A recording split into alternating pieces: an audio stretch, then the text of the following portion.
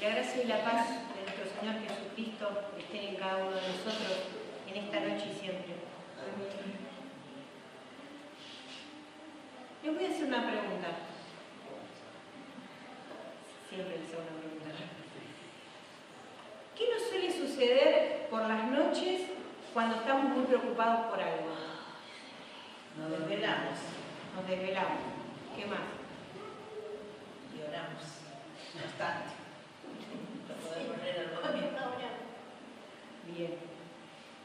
Cuando estamos preocupados, no podemos dormir. La preocupación nos embarga y no podemos dormir.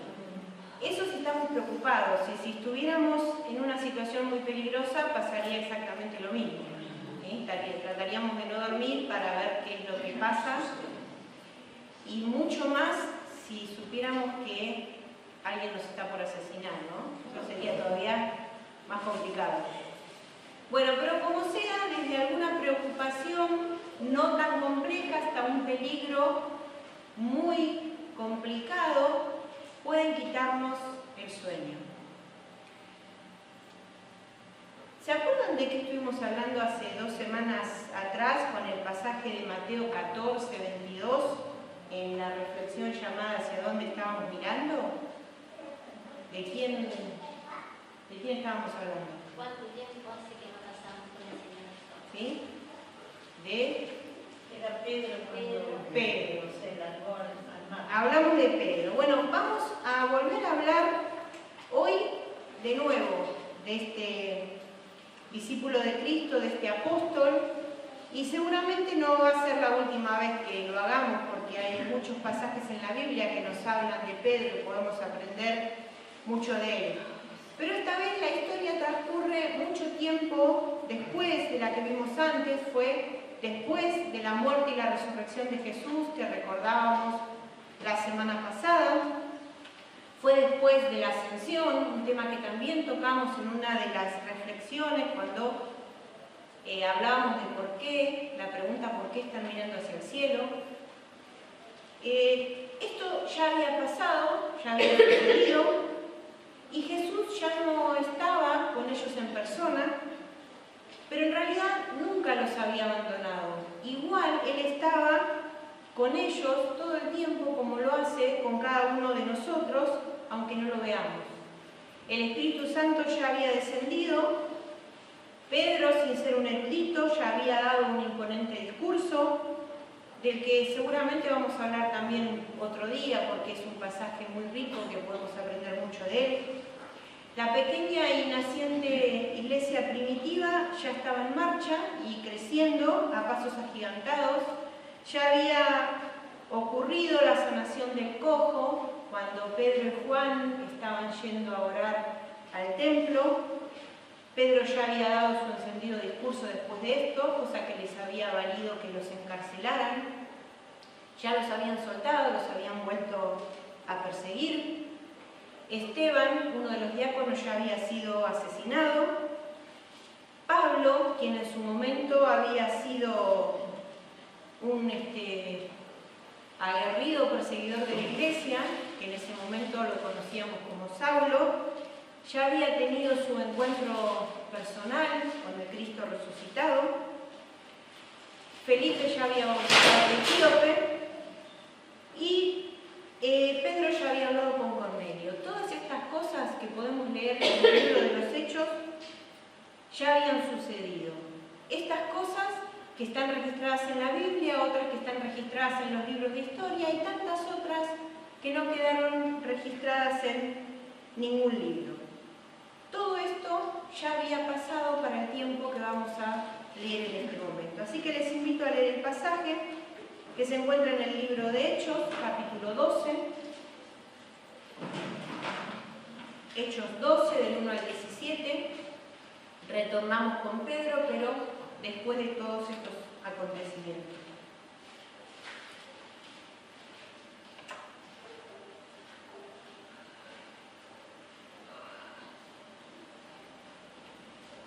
Y la palabra del Señor dice así: por este tiempo el rey Herodes Agripa comenzó a perseguir a algunos creyentes de la iglesia Mandó matar a espada al apóstol Santiago, hermano de Juan.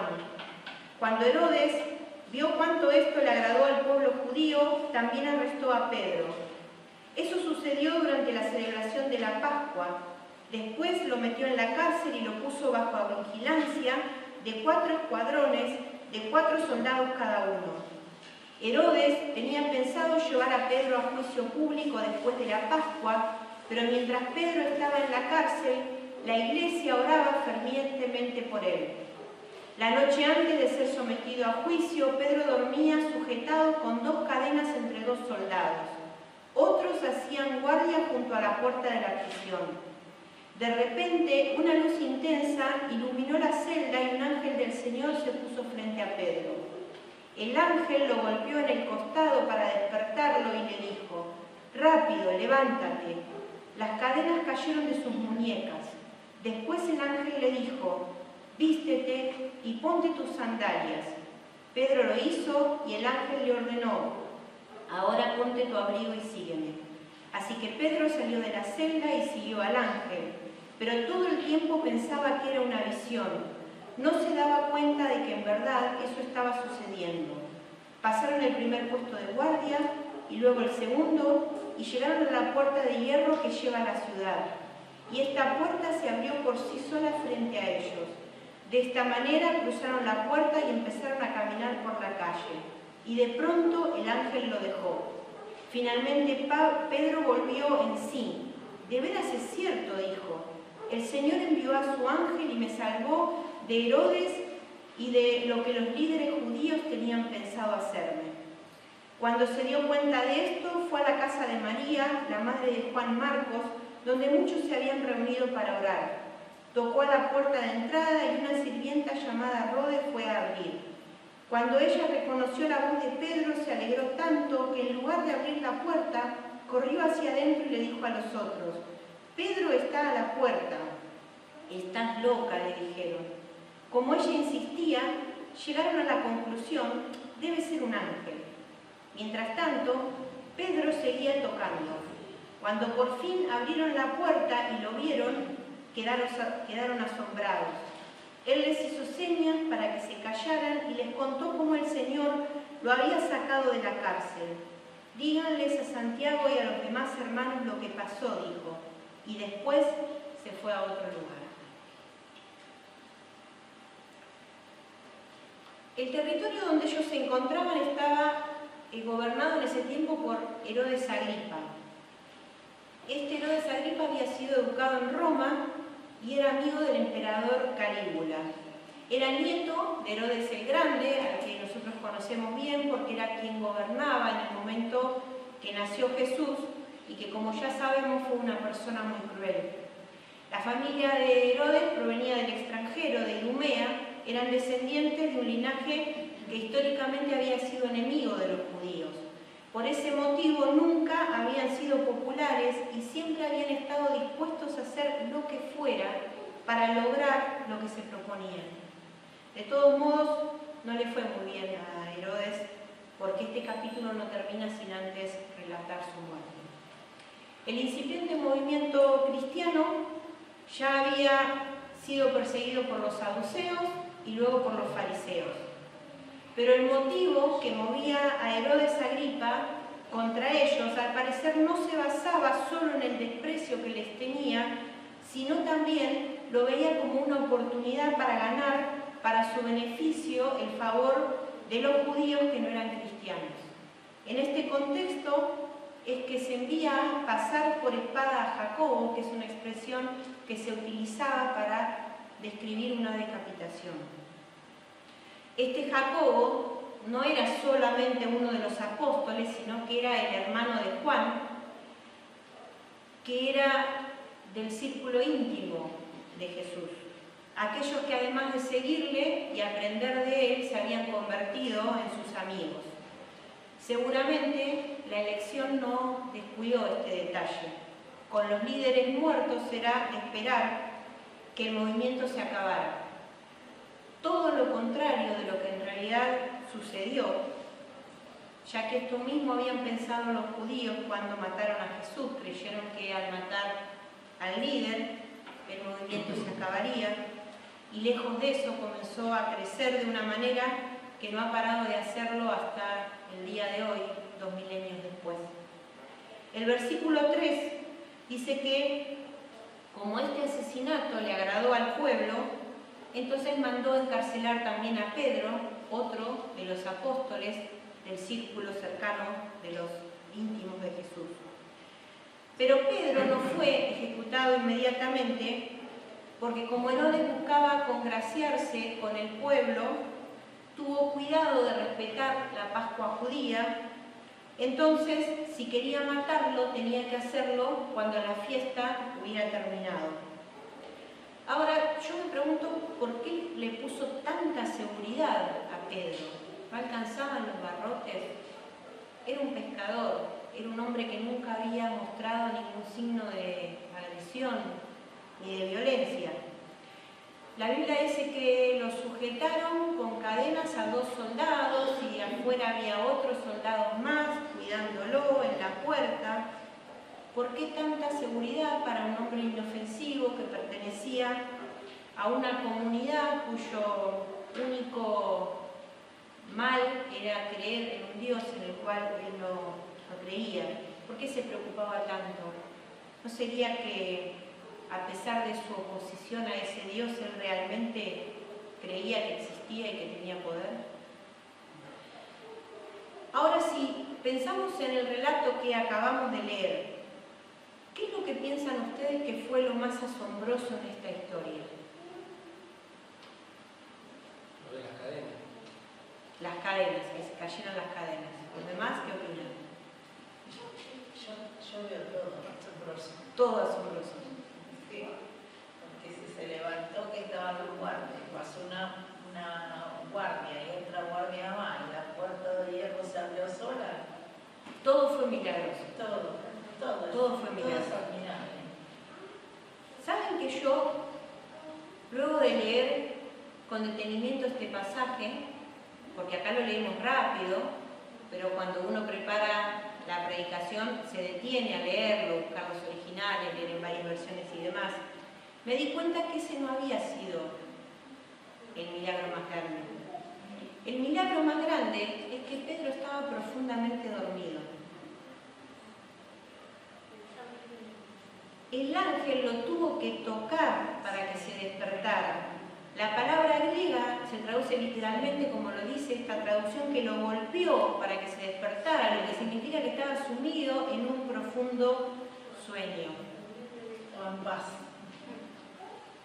El milagro más significativo que aquí se narra no es que se hayan caído las cadenas, ni que los guardias no lo hayan visto salir, ni que se haya abierto la puerta, ni que haya caminado sin que nadie se dé cuenta, sino que el milagro más grande es que Pedro haya tenido la suficiente paz para estar durmiendo tan profundamente cuando sabía que al terminar la fiesta de los judíos le esperaba la muerte. Eso es increíble. Pero la Biblia dice que la iglesia estaba orando sin cesar por Pedro y lo primero que Dios hizo no fue soltarlo. Lo primero que Dios hizo fue darle paz para que él pudiera sobrellevar el momento difícil mientras durara.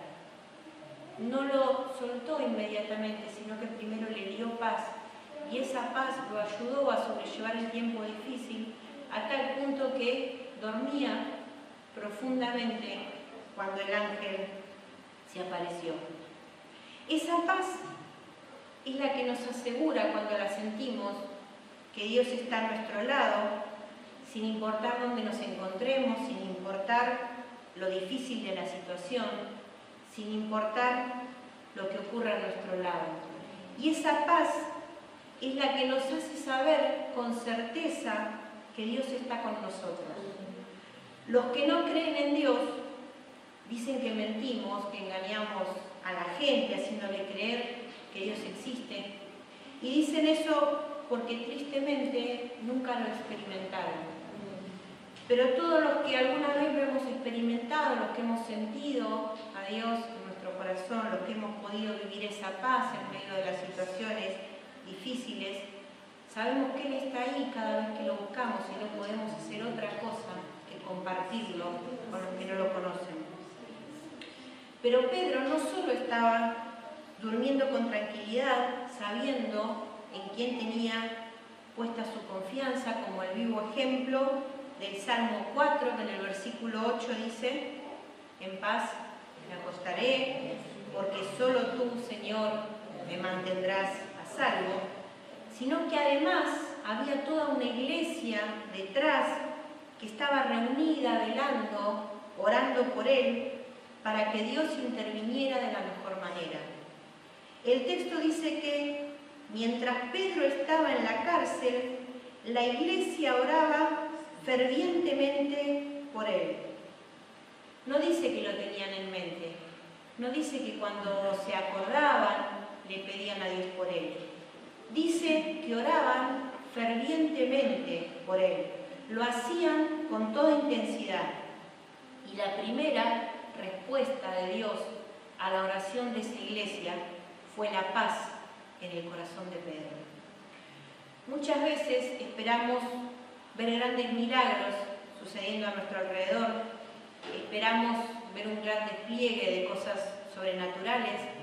Muchas veces incluso se espera eso de las iglesias, que haya una noche de milagros, una noche de sanidad, una noche de liberación, o vaya a saber qué tantas otras cosas, pero Dios obra como quiere, cuando quiere y donde quiere. Obra en los grandes hechos visibles, como cuando se cayeron las cadenas y se abrieron las puertas, pero también en esos otros hechos que no podemos percibir. Las cosas más grandes y las más profundas son las que ocurren de manera silenciosa en nuestro interior. Y gran parte de las veces cuando suceden, ni siquiera le damos importancia. No nos tomamos el tiempo de ver a Dios obrar en eso que parecen pequeños detalles, pero que en realidad son grandes milagros.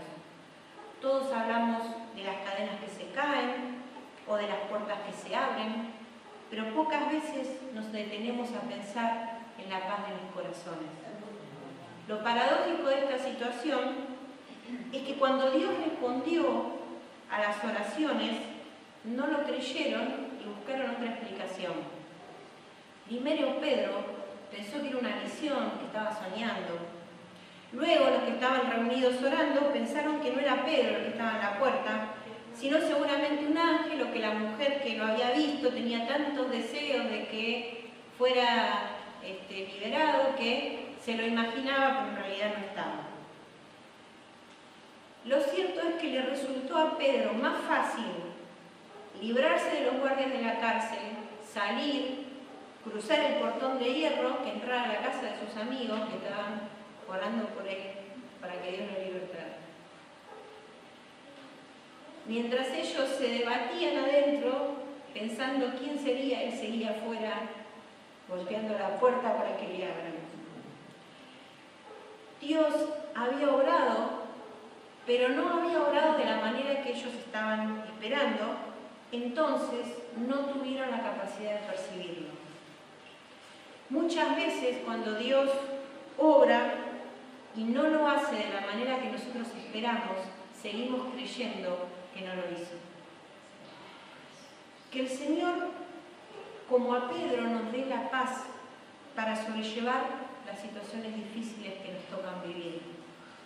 Que el Señor como iglesia nos haga tener la fuerza para orar fervientemente por aquellos que lo necesitan.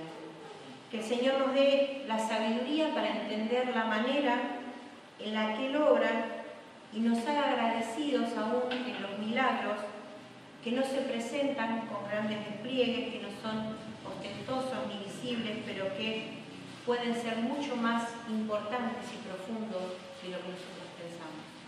Que así sea. Amén. Amén.